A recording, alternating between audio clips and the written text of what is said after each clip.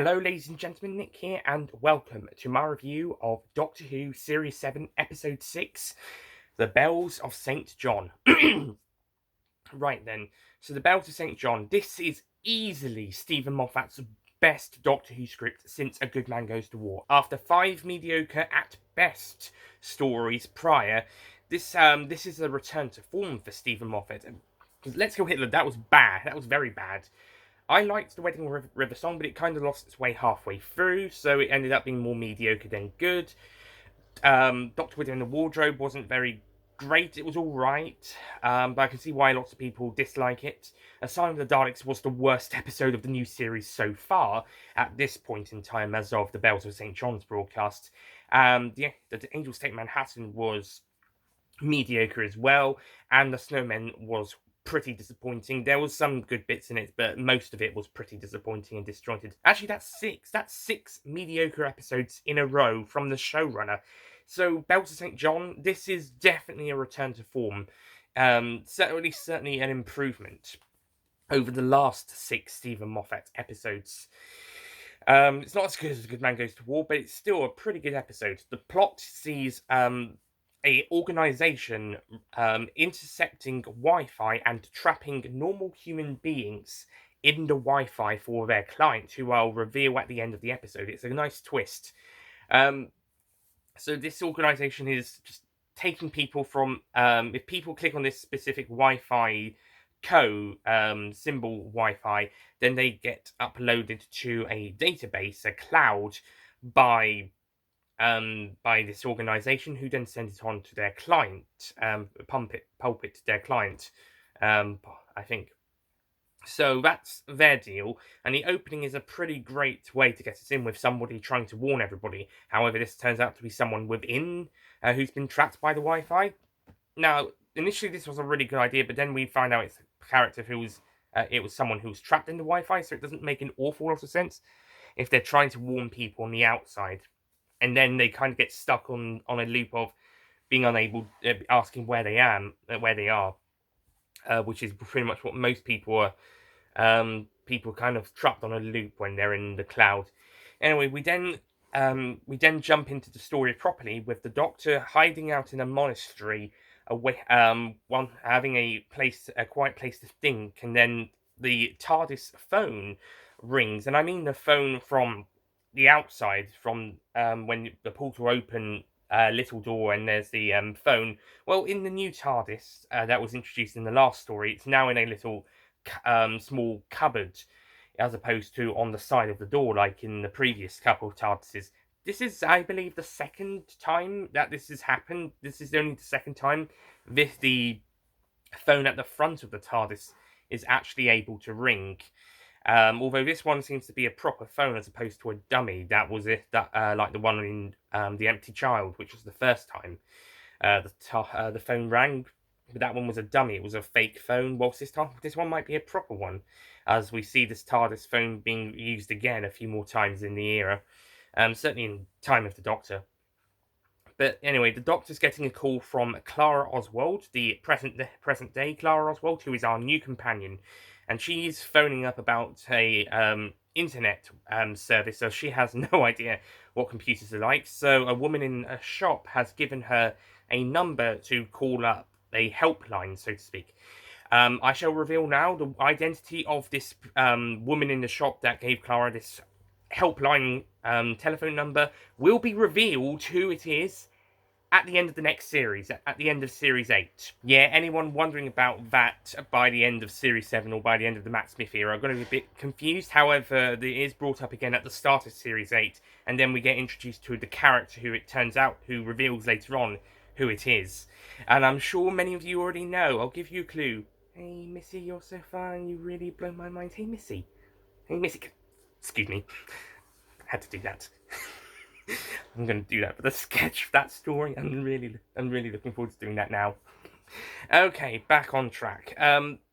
So Clara calls up the Doctor, who then comes round to see Clara, and we get the bit where the Doctor asks her to say Doctor Who a couple of times, and he realises he actually enjoys hearing those words. To be honest, I myself love having the words Doctor Who said every now and again. But considering that this is like the half a dozenth time or so, I mean, last story had 4 times, and there was a couple in the Simon of the Daleks, and it's the question that should never be asked. Well, on Trenzalore, but it's the first question. We know that it's going to provide stakes, and it was a great twist at the end of the Wedding with a Song. But now Stephen Moffat just seems to want to ask the question left, right, and centre. Like I said, I like hearing the words Doctor Who, but like a dozen times a series or so. And it's supposed to be the question we're not supposed to be asking. Certainly not on Trenzalore. So, yes. Yeah, maybe we could have cut it down a little bit, Stephen. Anyway, because Clara has accidentally logged on to the Wi-Fi by the organisation tracking people on the Wi-Fi, they send these robots known as the Spoonheads to collect them. And there's a reason why they're called Spoonheads. You'll see when the robot, the head actually looks like a spoon when the robot disguise is turned off. The Doctor prevents Clara from being uploaded to the Spoonhead, and he basically looks after her. However, the organisation tries spying. Well, they spy on them first, and then they start turning on and off power for reason, and then they try to crash a plane into them. Yeah, I don't know why they do that. But then the Doctor decides to make them wait till morning and takes Clara to the next day so they can start investigating. Clara has now gotten all the knowledge of computers following her de-download, the failed download of her subconscious. And now she knows all about computers and she works out where they are. However, they send a Spoonhead of the Doctor to take her whilst the Doctor is distracted in a cafe. By the way, this episode uses quite a lot of locations in London, and I think this is probably the episode that uses London's locations at the best. I mean, we got quite a few in the Russell T Davies series, specifically Aliens of London World War III, but I think this episode shows off London the best in a Doctor Who episode. Yeah, we've got some, most not all of the places that we see are relevant to the story, but it's nice to see the Doctor and Clara whizzing around London for a bit, having a bit of fun, whilst also investigating. So I like that. It's certainly better use of locations here than the American ones were in Day of the Moon's opening, where they were there, apart from hunting for the silence, they were there for no reason. Whilst here, they're just having a fun ride whilst on their way to breakfast and then on their way to stop the villains. So, yeah, it's pretty cool here. There may be places that are utilised better in other stories, but this one is a nice one for showing off the locations. Anyway, after Clara's taken, the Doctor sends the Spoonheads that took her, that was disguised as him, to confront the organisation at the Shard, where they are working. By the way, the Shard had only opened a year before this episode was broadcast. Basically, the year the episode was being written and filmed. So this is a nice use of a brand new London landmark and location that was only recently opened. So the Doctor Spoonhead confronts Miss Kislet and eventually uploads her to the cloud so that he can then get everybody else to download the cloud and release all the victims, including Clara and Miss Kislet. He then sends a message to UNIT to then stop the operation full out, and it's revealed it was the Great Intelligence who needed all of these minds to do something, I guess. It's not really actually explained here. I don't think it gets explained in the Name of the Doctor what the Great Intelligence actually wants with all these people. Maybe it's to help form a larger intelligence or something. I'm not quite sure. But Richard E. Grant makes another cameo here as the Great Intelligence. And then Miss Kislet then sets everyone to factory settings, which is what people were before they started work at the Wi-Fi place, which includes Miss Kislet being controlled by the Great Intelligence since she was a child. That is very creepy and a pretty nasty end to her story. I think it's quite nasty. I think everybody else was probably okay. They probably got taken by Miss Kislet under the influence of the Great Intelligence at adulthood. But wow, what happened to Miss Kislet is quite nasty. That's actually quite ballsy as well. Actually, that's quite a ballsy move. And the end of the story sees Clara back to normal and the Doctor offering her place on the TARDIS, and she says that she'll think about it and asks him to come back tomorrow.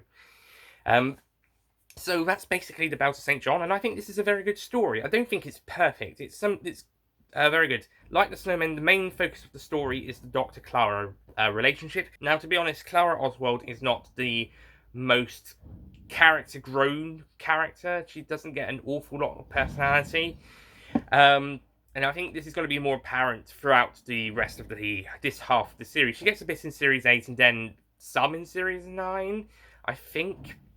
Although she gets a bit more annoying by Series 9, so it's pick your poison, basically. But Clara in Series 7 Part 2 doesn't really have a big personality. There's some stuff there. I'm not going to say she's a blank slate. There's some stuff there.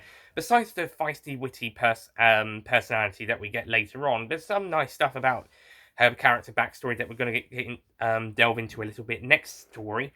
But there's a likability here with her. She's okay. We'll say she's okay. She's likable. And Jenna Coleman does or Jenna Louise Coleman, as she was known back then, does a great job in the role. In fact, the witty performance and the kind of quick timing that she does with Matt Smith, which was what landed her the job, by the way, was brilliant. Especially with the pulling back and forth that laptop. I can see, yeah, like I said, that's why she was cast. I can see why. She's great in those scenes, and she's great to have around, even if the personality's not that high. I mean, I don't expect top tier level personality in her first episode, especially after two stories where she was playing two completely different characters, which had two different completely personalities. But later in the series, it kind of does become a bit of an issue. But from here, it's okay, it's fine. She'll do. It's after this episode that we're going to have to start delving into her personality a bit more. But she's still pretty good here. I like her. Matt Smith as the 11th Doctor.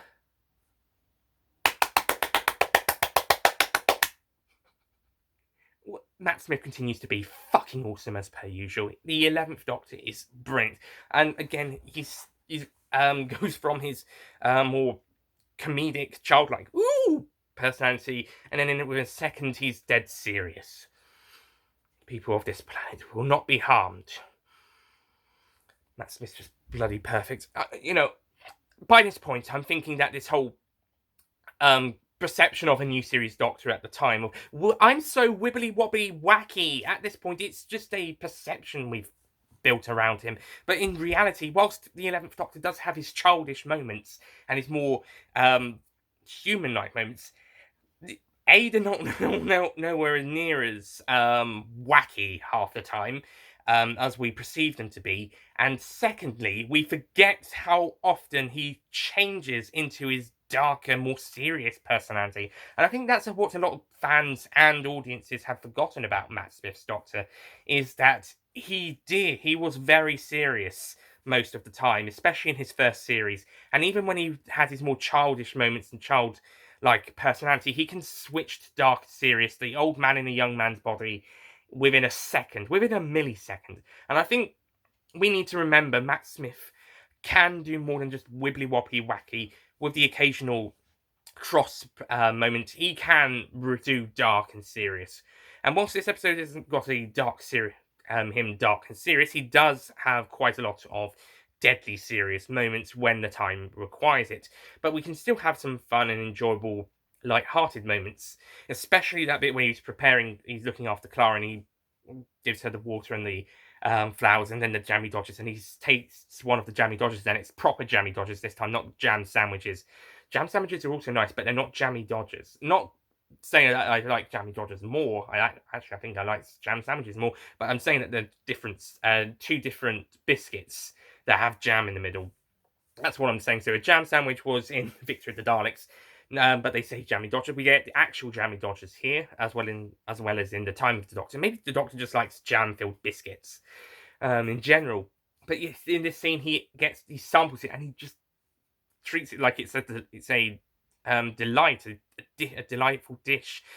Just absolutely amazing. And Matt Smith singing downstairs when he's telling Clara what he's done in the afternoon is brilliant.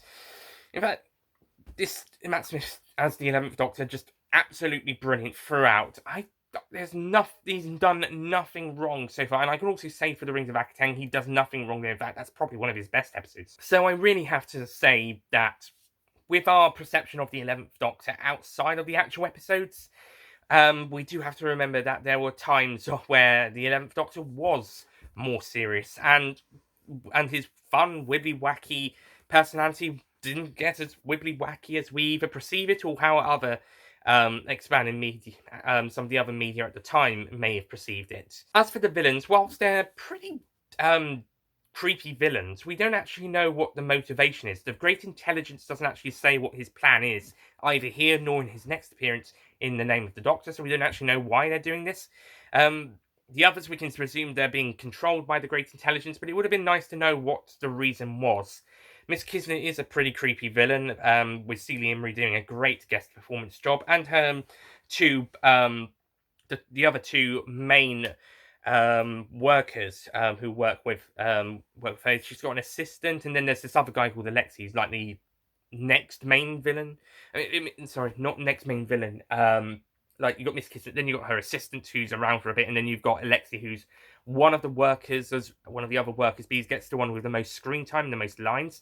Actually, I really like those two supporting characters alongside Miss Kismet. They're really good. I can't remember what the other guy's name is, the one with glasses, who hangs around with Miss Kismet quite a lot, like basically her henchman, basically. But I thought they were good. Those two were good characters for what they got. Like I said, the story's mainly focused on the Doctor and Clara, as well as they're growing their connection with each other, as well as the Spoonhead plot. But we do miss out some motivations, and the whole bit where, whilst the bit with them trying to stop the plane crashing into the street was a really cool scene, why that scene was actually included, besides showing off Clara the TARDIS, was a bit of a question. But I'm going to let it slide. It's a nitpick rather than a proper criticism. Also, that bit where we see the plane passing the left of the screen, our left, as it comes in the shot and heads towards the street. That shot there, that would be perfect to be placed at the end of a Coming Soon DVD trailer from 2007 to 11. The classic series DVD Coming Soon trailers that the ones from 2007 to 11 started and ended with the TARDIS in the blue vortex we see in the opening menus of the DVD. It would be a perfect shot to end one of those types of trailers. Although, mind you, they changed their trailer, how they made their trailers for 2011, midway through 2011. So, so it wouldn't have ended that type, the former type, the blue TARDIS vortex type of trailer. Instead, it would have ended up kind of a more greeny base type of trailer, start and end. But I still think that crate shot would have been a great. If someone could do an edit of a Bells of St. John Coming Soon trailer with the blue vortex and the TARDIS coming to the screen, start and end of the next time trailer that was used from 2007 to 2011 DVD releases, please do an edit of that. That it would be a fantastic way to end that trailer. That would have been so good. Anyway, so on the whole, The Bells of St. John is a pretty great episode. It's a fun romp of an adventure. And I like the use of the Wi-Fi being used as a villain in the story. And it's not a dated episode. In fact, it feels just as if not more relevant today, 7 years later. So it's definitely an episode that uses its product of the time to its advantage. Mind you, this episode has been criticised for copying a lot of the Idiot's Lantern, and there is definitely a lot of inspiration. The Doctor on a bike, going up a famous London landmark to confront a female villain played by a notable British actress, to rescue his companion whose soul has been taken by said villain using a type of technology sort of technology of the time. I say sort of technology, sort of. So it is, and we do pass a couple of London landmarks. Actually, to be honest, in Idiot's Lantern, it was mostly in the streets, whilst this time it's within in the streets of North London, whilst here it's in the city centre. But anyway, it does feel like a bit of a rip off of the Idiot's Lantern, but dialed bit differently enough to be its own thing in places, mainly with the Doctor companion relationship and the other new scenes such as the plane crash avoiding scene. Um, as well as the reveal of the Great Intelligence being a twist villain behind the main villain of the episode, in this case, Miss Kislet. So it is a bit of a copycat of Tedious Lantern, but it's still a really good episode, and I actually kind of like this one more than Tedious Lantern. I think this one's just got a bit more of a fun, enjoyable pace. Oh, and Murray Gold's music. So, on the whole, I will be giving the Bells of St. John a 8 out of 10.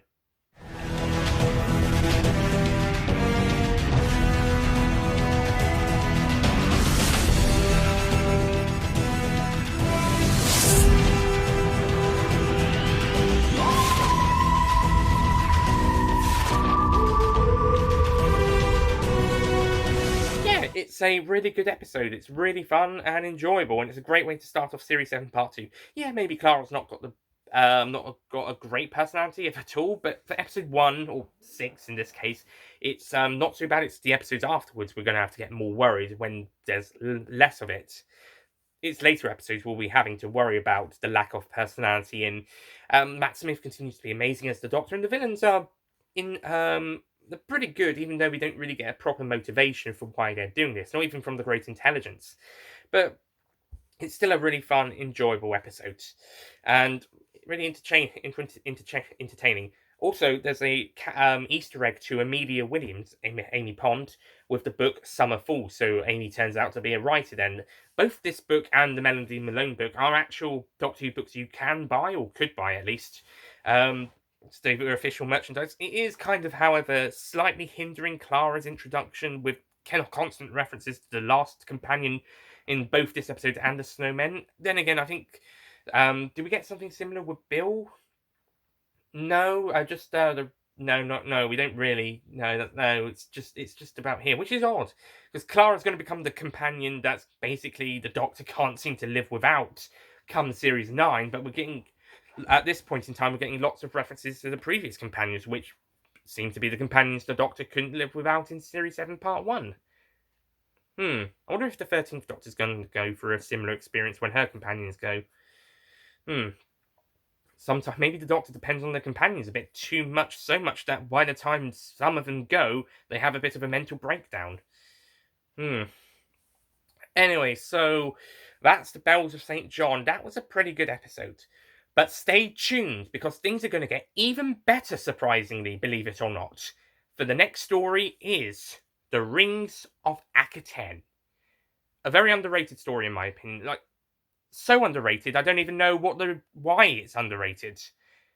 It's just people don't seem to like that one for some reason. I don't actually know why. I mean, I've got reasons for other stories being disliked, but this story is the one that I don't seem to get any reasons to. I don't know why. As for me, I bloody love it. And I'll see you guys next time for that review. Goodbye.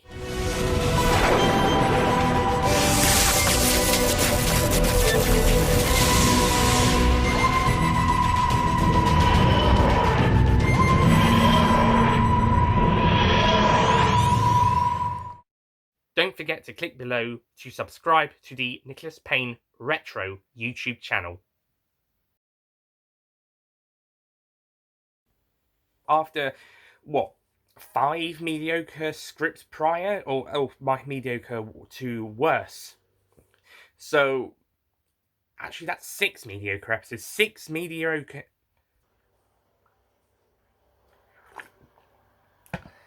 But having it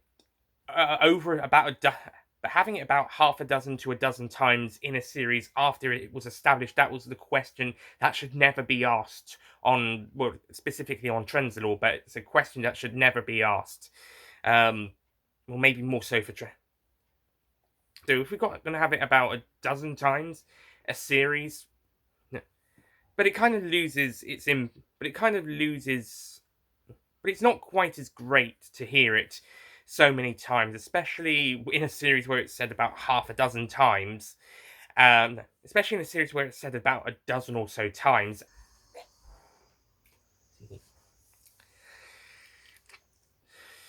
Anyway, so because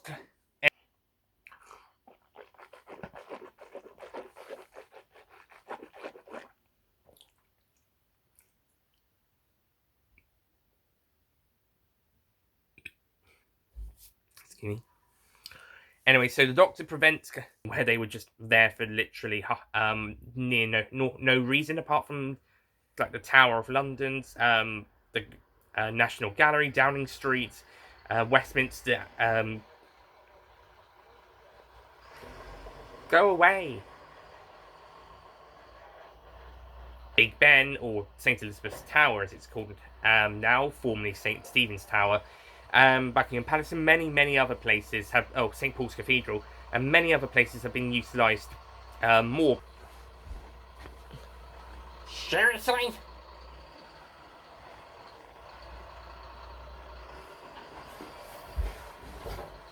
We got a bit of a noisy truck outside. Let's just keep going.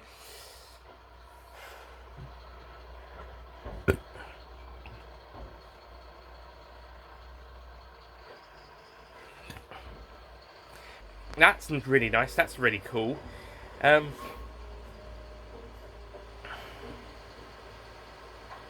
Anyway, the Dr.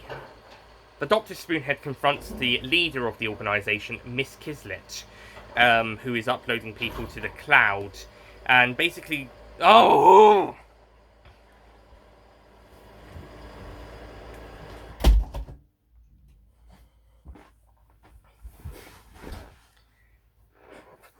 So the Doctor confronts Miss.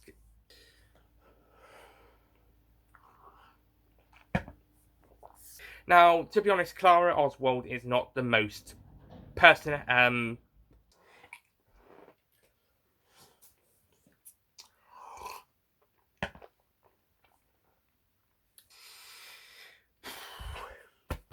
To confront a villain played by a deliciously dastardly female.